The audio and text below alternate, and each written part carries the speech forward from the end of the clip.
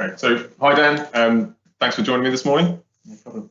I think with all of these videos, I find it really useful just to sort of share with everybody where it started, so where you and I first came into contact with each other, and I think really this will sum up why I've asked you to come across and talk through some of these ideas today. Okay. We met through a mutual friend. I'm going to say somewhere between 7 and 10 years ago, something like that. Yeah, probably back. It will be about 10.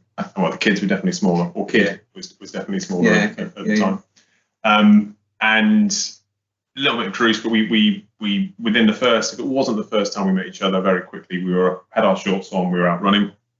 Those 5-10Ks in and around Dorchester very quickly went to running best part of 20 miles on Boxing Day to have breakfast and a beer.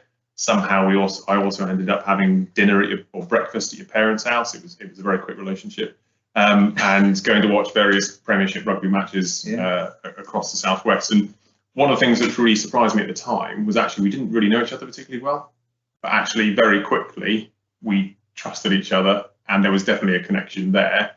And all the other stuff sort of came afterwards, and that surprised me actually how quickly we did bond. And that was really one of the reasons I wanted to sit down today, because that's something which really surprised me, but I know isn't unique to me. Having had the opportunity to work with you now, I've seen that actually you can get that connection with other people very quickly, and it's an absolute gift. Okay. Yeah. Yeah. It's okay. Well, that's great, and that's good to hear. That's complimentary as far as I'm concerned, because it's something that I value. Is the ability to connect, and the work that I do is all about human connection. And it's nice because you're not the first person to have recognised that. Before I did the sort of work that I do, that was some feedback I'd heard of different people. So I heard it and remembered it. I think so because it was obviously important to me, although I didn't know it at the time. So that's nice to hear again. Yeah. Cheers. Hindsight's powerful. So one of the things I'd really like for us to sort of talk around today is your ideas around how organisations can create environments to unlock value potential. Okay, and really what I'm saying there isn't just around unlocking humans' potential. It's actually recognising that an organisation needs to be financially solvent, operating within the realms of the law, creating stuff before it can do all the sexy things around actually having an impact on the community that it works with and sustaining itself into the future.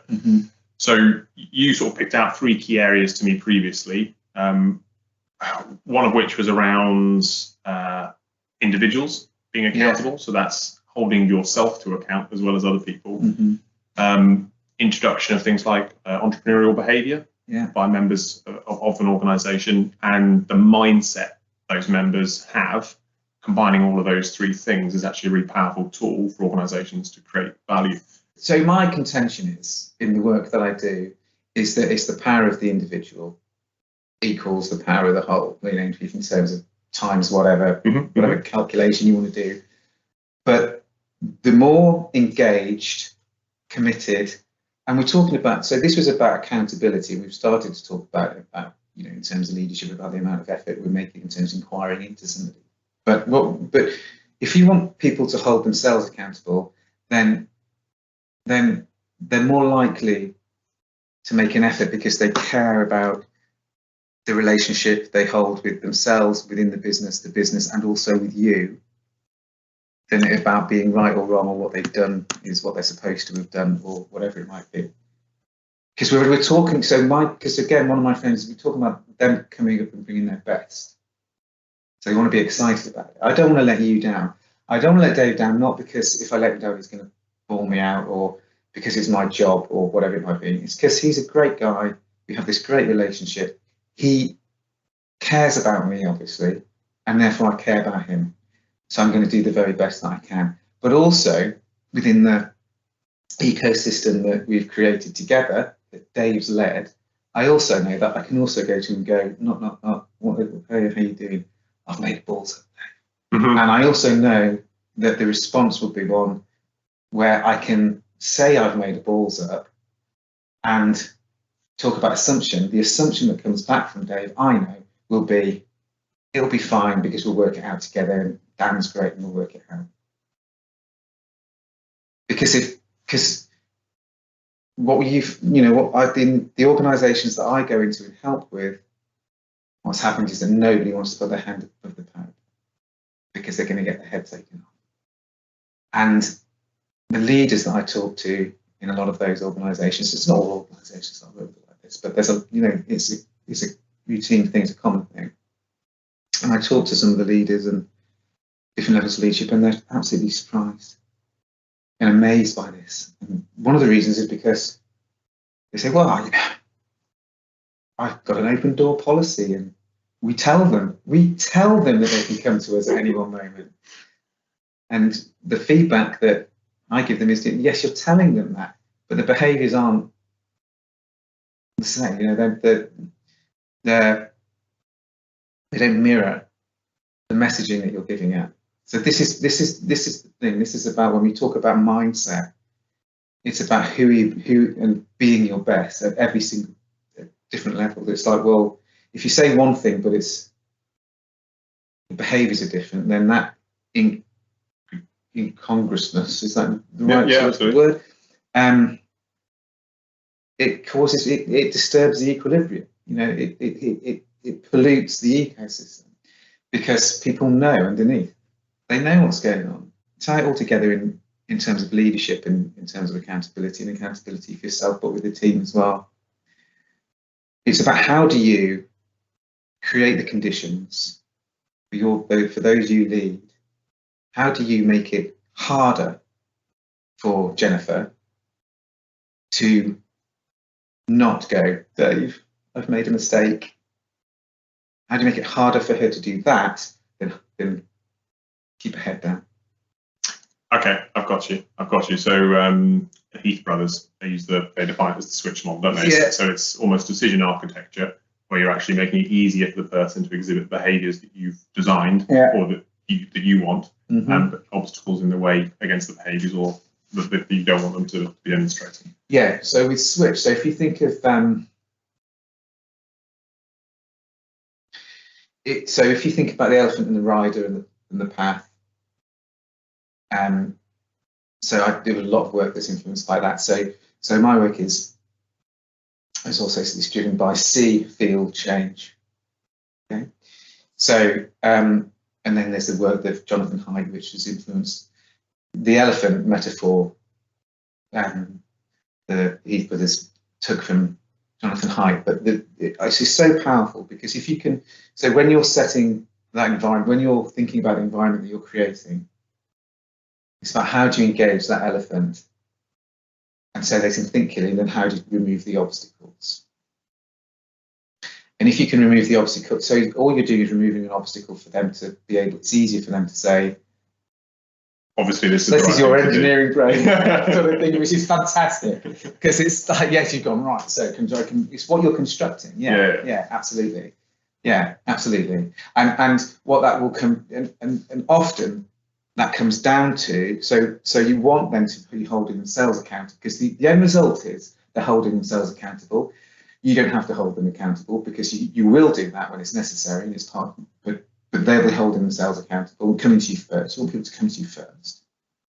And that's because they're invested in their job. But when we go down to the detail of what you're doing in that, creating that environment, is actually things like, I'm just going to go and have a chat, we're just going to hang out, we're going to, it's the things that, it's the relationships. It's the actual interest in what they're doing. It's about you showing vulnerability as well. This talk out there about, vulnerability in leadership. It's about how you show up and how you influence by your behaviours. Does that make sense? Yeah, I think it absolutely does. So you've articulated really well there the sort of relationship between accountability and, in your words, sort of holding yourself to account, and trust, which then leads to, within a team setting, that open conflict that people aren't afraid of. And once you've got to that point, the decision-making process is so much more robust that actually the end results, or whatever it is that team is trying to deliver, the value it's creating to the organisation, flows. Yeah. So so if you're going to, so you want to mind for, so Len Shoney would say, you sort of mine for conflict. Mm-hmm. You know, that's what you want to do. We can only do that if I know you've got my back. You know, so the way that but it's really interesting. It's often so in my work, I construct activations where people are made vulnerable. You know, have to be vulnerable. Whether it's a sharing exercise, which is, you know, like similar to how lunch only would encourage people to do to build vulnerability based trust, but also it's about how you can build people build trust through play. Kids build trust through play, and it's about how can you get there quicker. We can have endless meetings where you tell me to trust you, and trust's really important, and we sit there in our, you know, nicely ironed shirt and chinos, in our work uniforms, in our work situation. We have conversations about trust and all the rest of it. Great, but it takes us a lot longer to get there. You know, but if you are in a room where you have to do something, if you're having to catch somebody or whatever it might be physically, you get there quicker. It's through play. There's something that I read once. It might be on a plane or something. I can't remember.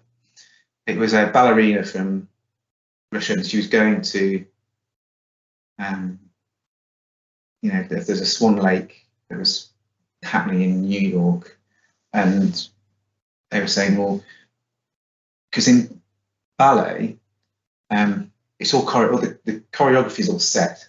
Yeah. You don't come and do your own thing. You can do the moves that are there, it's set in stone. And you go over there, and that's how you can just drop into another troupe of dancers. And the interviewer said, well, that must be, you know, you're going to get thrown by somebody you've never met before. You know, how do you, you know, that must be, you have to trust them a lot. How do you do that? I said, well, we play games. We go in for the first couple of days, and all we do is play games, so that you know that, you know, because you become connected. You've done sport. You've done all sorts of different things where you talked about at the start of this interview about we got into our shorts and went running. All of a sudden, there's a trust between us. You know, because we've done something together. Shared experience. We're vulnerable because we're not in our nice iron shirts. We're in sort of flappy shorts, and you know, and we're doing something which is strenuous, and we've seen each other really red-faced and sweaty, and all of those, all these little minutiae which go to actually bonding. That's what ballet dancers do. So and it's really important that you get that trust really quickly, because if you're thrown up in the air, you need that person to catch you. Because if you don't need them just to let you fall. And that metaphor can be put into teams. You need to be able to trust each other, and that's it. So you need to be able to go, well, if we have this big massive ding dong, it's a ding dong that's appropriate because we both have got each other's back. Yeah, I'm not going to drop you. I'm going to argue with you. I disagree with what you're saying, and we're going to have a bish bash bosh about it in an emotional way and in an engaged way, knowing that we both care. And one of the consequences of that trust is that we will have a conversation about it which is objective. So if you're going to do TA and transactional analysis and parent-child and all the rest of it, the trust that we've got between us in this conversation, which is around this conflicting conversation, it's about something else. It becomes subjective. So the language we use and the way that we're being passionate and emotional about it will become adult because it will be solution focused. Brilliant. Does that make sense? Yeah, absolutely, yeah. Absolutely. And maybe that's a nice segue. You know, using the idea of play, it's learning through action. That brings us towards entrepreneurial behaviour within organisations. If we look at entrepreneurial behaviour within an organisation, this is clearly an experiential form of learning. And actually, at an organisational level, you can form like a community of practice, which informs how the staff view themselves and how that organisation presents itself to other people. I think the best definition that I've heard of entrepreneurs is having more ideas than you have resources to realise them, which, you know, to me sounds a little bit inspiring. What value do you think that sort of behaviour has to an organisation then? Well, again, going through my frame of the individual, if the individual's bringing everything they've got, then hopefully a lot of the time it'll be there'd be ideation going on. Because, so again, it's about creating the conditions where all individuals feel really valued, no matter what work they do. So that they're and that they feel heard. That's really critical. Like, they have to feel heard, because you do it all the time. I do it with my kids. You know, they'll come to me with something and I'm distracted because, you know, I'm the leader in the household at that point. And I'm distracted by something else because the washing up's far more important. And they'll say something to me like, yeah. So it's the quality of the attention that you're giving to the kid, the child, that's really, really critical. So it's the quality of the attention that we give to each other, and to those we lead, especially when they come up with an idea that they have, or that encourages the entrepreneurial mindset, and making sure that I think so. Making sure that people feel heard, and putting things in place within your gift that you can do to create the conditions where people can go and achieve things, and things can be done differently. Okay? But also, you know, you have to push. You know, if something's not possible, it's not possible. And I think that if people feel heard, then if the answer's no at the end of it, and there's reasoning, there's a rationale behind the answer, then people are accepting of that. You know, it's a bit like feedback. Okay, it's a little bit like feedback, and it actually is feedback if you say no about something and you're giving the rationale behind it. But it's like if you're really specific about it, people will accept it. You know that thing about, you know, when you get feedback, there's, you know, 4 amazing things and 1 really crap thing, and you focus on the crap thing because blah blah blah blah blah. But what people get wrong with feedback often is that shall I go and do something about the dog? That's fine. Is that the feedback is often really generic. You're doing really good. I don't know with you, Dave. I don't know. You're doing really good on the building roads. You're doing really good on the tarmacking. You're doing really good on this. Oh, but this bump. Okay. And it doesn't matter if the bump is generic. It's still the thing that we focus on. But when we give feedback, we need to be at pains to be really detailed about the feedback. So what I really like, so I just want to say thanks for that thing you did the other day, Dave, because when you cleaned my car, I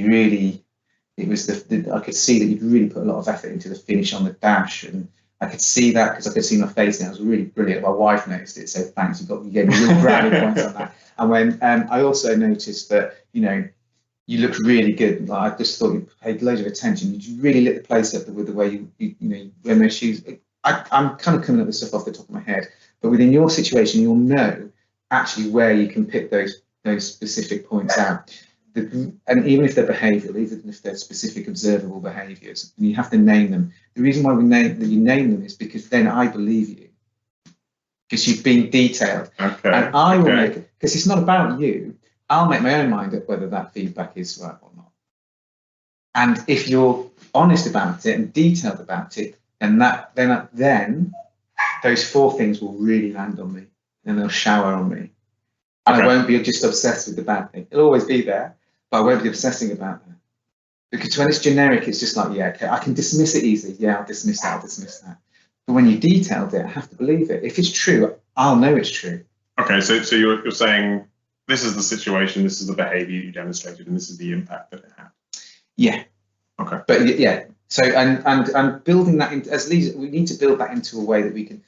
So going back to the previous conversation, the more time we're spending with people, it's easier to have that conversation, because what we've got, because people like me go into businesses, and this is what I try to avoid. People like me go into business and go, this is the model, you're going to learn about this, specific of observable behaviours, this is what you're going to do, and then people like you go off and they go and execute the model. Yeah. Well, we all know, but people hate that as well, because it's unnatural. The model's there just to highlight something that we need to explain a concept to people to get them to understand.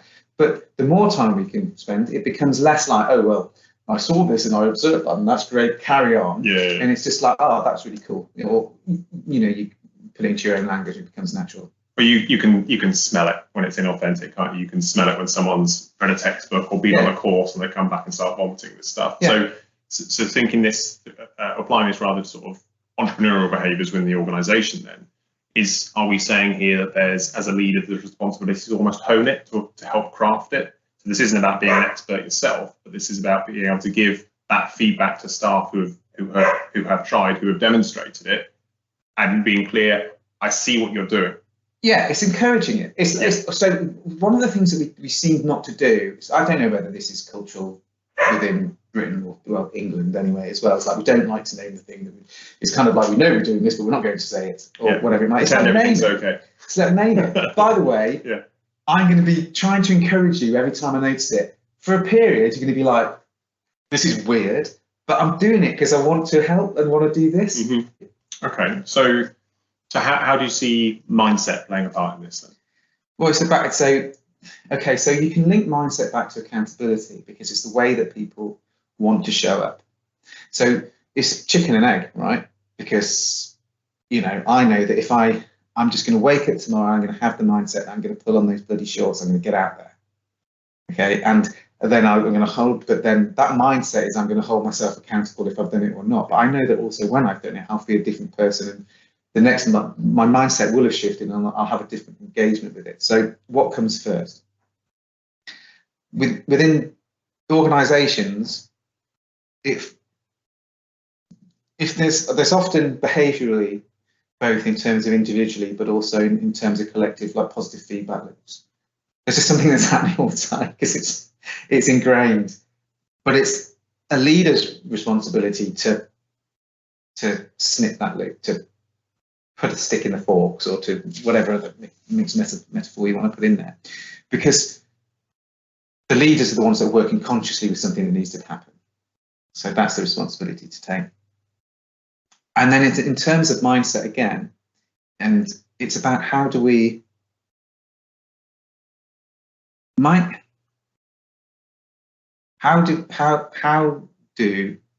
as a leader of an organization, how do we encourage a culture of people showing up to be their best? How do we encourage people wanting to be their best? And then how do we acknowledge that that's happening? And how do we get the most out of it? So if you think about stuff that's out there, the Pareto law, Pareto law? Jordan Peterson talks about this a lot in terms of there's a law out there which 20% of the people in an organisation do 80% of the work. Mm-hmm. And it's always going to be that way.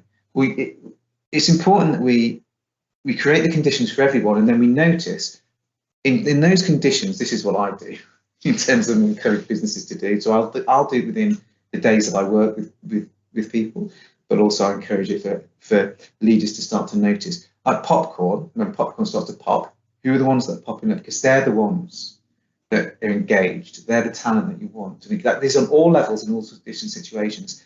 How do we notice them, and how can we nurture them? They're the ones that will start to shift the culture. And some people just won't. Okay. Yeah. Okay. I feel you. I think that brings us to a suitable place to bring to an end. Does it? Yeah. So I guess not traditionally you say thank you at this point. I think thinking back on everything which you've gone through there, clearly at an organisational level, leaders have a role to play. In your words, creating that environment. But I think listening to your insight, it's clear that actually the responsibility doesn't sit solely with a select group of leaders within an organisation. Actually, that accountability rests with all of us, and actually we all have a role to play within that. And part of that role is to hold ourselves to account. Part of that role is to develop relationships we work with. Mm-hmm. Actually, we can have. We weren't so much talking about it in terms of feedback, but challenge each other, mm-hmm. knowing that it comes from a place of deep trust that actually as a team we can make better decisions and perform at a higher level. And all of that wraps around to the mindset which is almost has to be achieved by a critical mass within the organisation. Mm-hmm. This isn't somebody at the top of the Christmas tree saying this is the culture. This is all of us having a common language, a common set of beliefs and values, not identical, not mirroring each other, but enough similarity that sweet spot in the middle of the Venn diagram means that as an organisation we can perform. So I'm really confident that people listening to this will have picked up a few bits which they can weave into their own practice. So thanks for your time, Ben. Well, that's all right. You're most welcome. I think I'm particularly passionate because I spent a lot of time working with leaders in huge organisations and very senior leaders within those organisations, and those people, quite rightly, they're brilliant, wonderful people and just inspiring people, and quite rightly get a lot of resource thrown at them and spent on them, etc., etc. And in the work that I've done there, and in the work that I deliver on, and the work that my practice is human. I mean, it's just all human. So the more that we can, the more that we can explore some of the same work throughout organisations. So have, for example, the people who are, I don't know, just the operatives making things run day to day, have them exploring purpose and exploring values and also vision and things like that. And it has to be delivered right and contextual. Yeah. But the more we can engage that, then that's the better for everybody. And it's the most democratic way to try to formulate just, and essentially just to produce maps of where the business is going to go. And then everyone feels invested in it. Everyone's got a piece of it. And the way that I do it is through an exploration of self, or exploration of others, and also you imagine a Venn diagram of self, others, and operational environment, and the sweet spots in the middle. Because if you raise consciousness of those different areas, and the environment is your operational environment, then actually in the middle comes all sorts of goodness like wisdom, perspective, creativity, all of those things. And that kind of inquiry into those areas is often reserved for an elite. Absolutely. Yeah. Whereas actually, that's absolutely human. It might be framed differently for different people, but it's absolutely human. And if everyone's invested in that kind of exploration and raised consciousness compounded over an organisation, then it's very powerful. It's about care. At the end of the day, it's about actually caring. In the human.